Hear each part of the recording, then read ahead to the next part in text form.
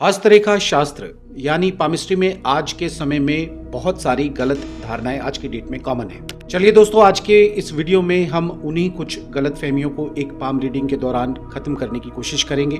हम बात करेंगे सबसे पहले जीवन रेखा की, फिर हम बात करेंगे माइंड लाइन की यानी कि मस्तिष्क रेखा की, फिर बात होगी हार्ट लाइन यानी कि हृदय रेखा की, और अंत में बात होगी विवाह रेखा यानी कि मैरिज की लाइन की। तो चलिए देर ना करते हुए वीडियो शुरू करते हैं। सबसे पहले बात शुरू होगी हथेली में लाइफलाइन की, जिसे हम जीवन रेखा के नाम से भी जानते हैं। सबसे बड़ी गलत अवधारणा इस रेखा के बारे में यह है कि जीवन रेखा अगर छोटी हो तो व्यक्ति की मृत्यु छोटी आयु या कम उम्र में ही हो जाती है। ये सबसे बड़ी गलतफहमी है जो प्रॉब्लम क्रिएट करती है, वहम पैदा करती है।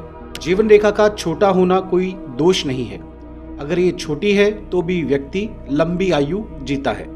हथेली में जब भी हम किसी रेखा को देखते हैं तब हम हथेली के दूसरे पहलुओं पर भी गौर करते हैं, जैसे कि माइंड लाइन कैसी है, हार्ट लाइन कैसी है, इनमें कोई दोष तो नहीं है, जैसे कहीं कोई काला धब्बा, द्वीप का चिन्ह या फिर कोई क्रॉस साइन या कोई और दूसरे किस्म के दोष मौजूद तो नहीं है। फिर हथेली में मौजूद पर्वतों यानी माउंट्स की स्थिति को देखा जाता है। इन सब पर गौर करने के बाद ही जीवन रेखा के बारे में कोई प्रेडिक्शन करना उचित रहता है। अगर मंगल रेखा जीवन रेखा के पीछे मौजूद है तो फिर परेशान होने वाली कोई बात बिल्कुल भी नहीं है।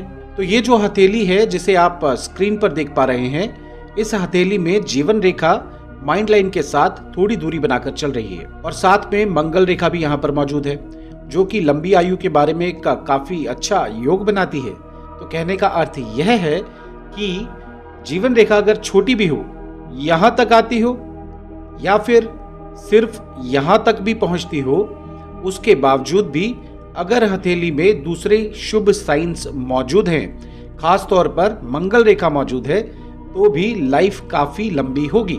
चलिए दोस्तों, अब हम बात करते हैं मस्तिष्क रेखा की यानी माइंड लाइन की। इस हथेली में माइंड लाइन काफी अच्छी है।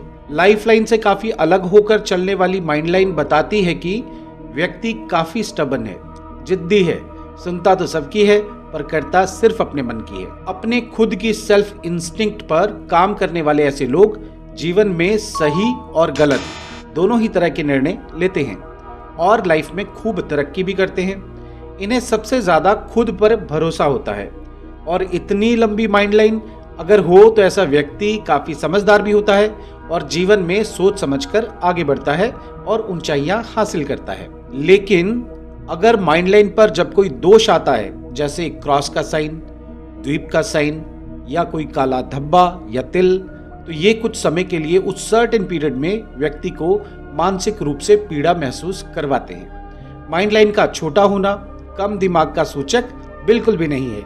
हथेली के दूसरे चिन्हों को भी देखना बहुत इंपॉर्टेंट रहता है। छोटी माइंड लाइन हो जो कि सिर्फ शनि पर्वत के नीचे तक आ रही हो तो व्यक्ति काफी ज्यादा मनी माइंडेड होता है। उसे नेम फेम से ज्यादा कुछ लेना देना नहीं होता, बस पैसा कमाना होता है। ऐसी रेखा हमें सफल छोटे व्यापारियों के हाथ में देखने को मिलती है। ऐसे लोग अपने जीवन में काफी तरक्की भी करते देखे गए हैं। माइंड लाइन अगर सूर्य पर्वत के नीचे की तरफ पहुंच रही हो तो व्यक्ति मनी ओरिएंटेड तो होता ही है, पर उसे नेम फेम और रिकॉग्निशन की काफी चाहत होती है। अगर माइंड लाइन बुध पर्वत यानी माउंट ऑफ मरकरी के नीचे पहुंचती है तो निश्चित ही व्यक्ति काफी ज्यादा इंटेलिजेंट, सुलझा हुआ और मैच्योर्ड इंसान होता है। ऐसे व्यक्ति की एजुकेशन काफी ज्यादा अच्छी होती है और वह जीवन में काफी ऊंचाइयों तक पहुंचता है। पर सभी तरह की माइंड लाइंस पर अगर कहीं कोई दोष है या दूषित चिन्ह है तो उस सर्टेन पीरियड में व्यक्ति मानसिक अशांति का सामना निश्चित तौर पर करेगा ही करेगा। दोस्तों, अब आगे की वीडियो देखने के लिए पार्ट 2 का इंतजार करें। धन्यवाद।